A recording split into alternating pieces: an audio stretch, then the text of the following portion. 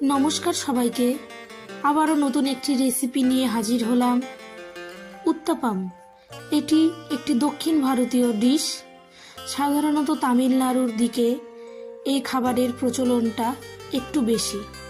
চলুন দেখে নিই এটা তৈরি করতে আমাদের কি কি উপকরণ লাগছে।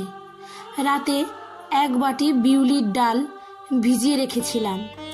সকালে সেটিকে ঠিক একটা পেস্ট করে নিয়েছি মিক্সিতে।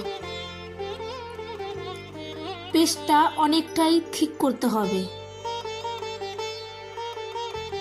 এবং পেস্টের মধ্যে আমি কিছু পেঁয়াজ কুচি এবং ধনেপাতা কুচি অ্যাড করেছি এবং পরিমাণ মতো নুন অ্যাড করেছি।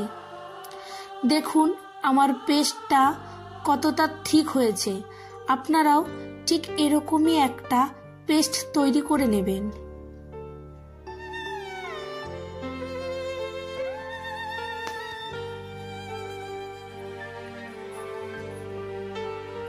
চলুন দেখে নিই এটা করার জন্য আর কি কি উপকরণ লাগছে। এখানে পেঁয়াজ, টমেটো এবং ধনেপাতা কুচি নিয়েছি। আমি কিছু লঙ্কা কুচি নিয়েছি, সেটাকে সাইডে সরিয়ে রেখেছি।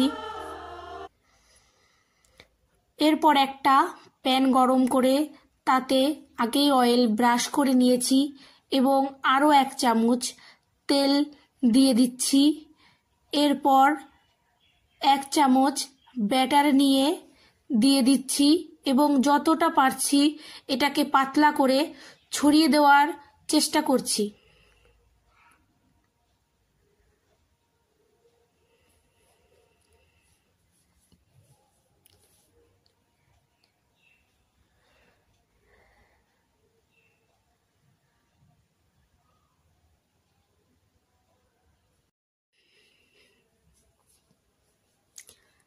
ব্যাটারটাকে ছড়িয়ে একটা গোল শেপ দিয়ে দেবেন এবং উপর থেকে এবার পেঁয়াজ, টমেটো এবং ধনেপাতা কুচি ছড়িয়ে দিচ্ছি।